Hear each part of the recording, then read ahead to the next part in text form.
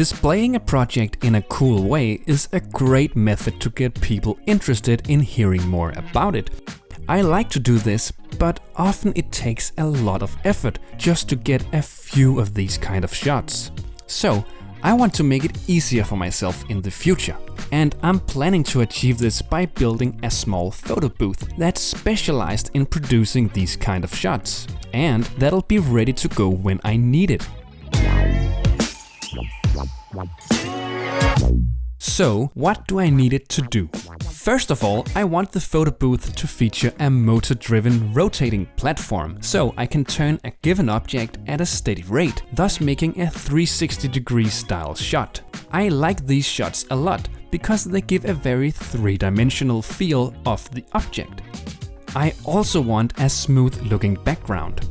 A common technique in product photography is to use a single sheet of paper, cardboard, etc. and have it run back from underneath the product and then curve upwards to also act as the background. This gives a seamless transition between the base and the background, and it looks very awesome. But obviously I can't have that when I want the base to rotate. Therefore I'll be embracing the fact that the transition will be visible and try to make it look good instead. The most important thing is the lighting. There is no product photography without good lighting, unless of course you get very lucky with the ambient light. I, on the other hand, want full control over the lighting. This means that I will need multiple light sources that I can move around and that I can dim to get the right brightness. I want the lights to be diffused as well, so they don't create any hard shadows. And I also want them to be directional, so I can control where the light goes and where it doesn't. Lastly, it would be nice to be able to swap out the background and the rotating platform. In this way, it will be very easy to create a lot of different looks. And that's pretty much it. I know what I want, and I have come up with a pretty good idea on how to do it. So, today it's time for some rapid prototyping. And this will be quick and dirty. Let's get started.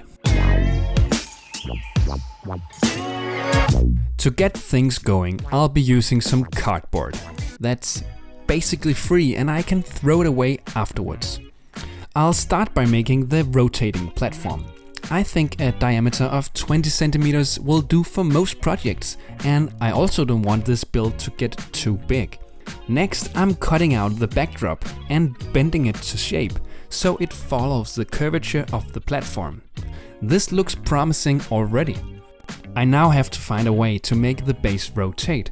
I think I can use this little 5-volt stepper motor and a flange coupler to make that happen. It's just a matter of joining the two together.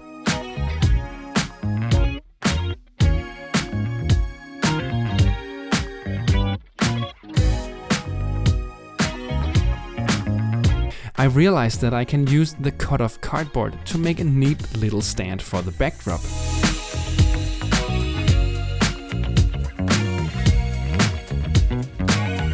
After securing the backdrop to my cutting mat, I used some double-sided adhesive tape to secure the motor as well. And then we are pretty much set for the first test. I just need to get an Arduino and a driver for the motor. For testing, I just used my phone as it has a decent camera and I can easily move it around. As a model, I used this cute little 3D printed dog. It is in fact the very first thing I ever printed. I'm testing 3 different angles. A high one looking slightly down, a lower one with a more level perspective, and lastly the upright position to make sure that this will also work for stories and the like. Let's have a look at the results. Bear in mind that this is just with the ambient room lighting.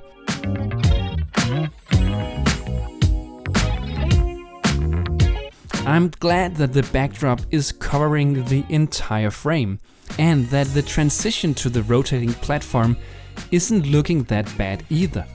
I can easily imagine how good this will look when the cardboard is replaced with something else. So this is good, but the biggest challenge still lies ahead. Let's make some lights.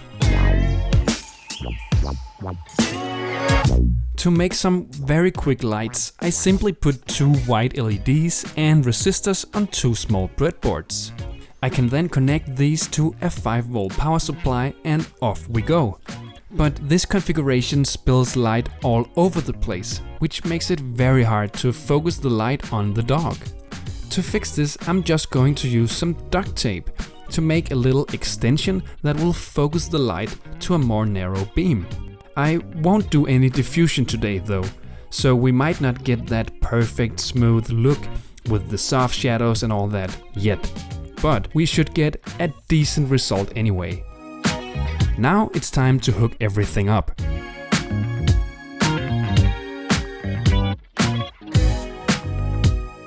I'm using a soldering stand to hold one of the lamps. The other one should be positioned above, so I'll tape that to the lamp over there. Well, that's pretty convenient.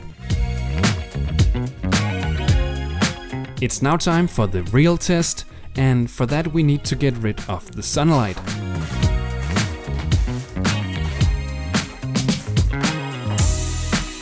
Here I'm trying various things with the lights. I'm very limited by the extremely low brightness of the LEDs and the lack of control over that brightness. What I'm trying to do here is to see whether it's possible to achieve something that roughly looks like what I had in mind to begin with. My thinking is that if there is no major issues with this poor setup, a similar setup with better light sources should work excellent. I also try another object than the 3D printed dog, just to see what's possible here. It's just another 5-volt stepper motor. And now I have gotten to a point where it's starting to look alright. The only problem is that the iPhone's camera is struggling a lot with the low brightness situation. In a setup with more powerful LEDs, this won't be a problem. But right now the noise is too noticeable. I'm switching cameras, and now we have a very light sensitive camera down here. So let's see the results. Well, this is not too bad, considering my very sketchy setup. Let's apply a little color grade and see what we were able to produce.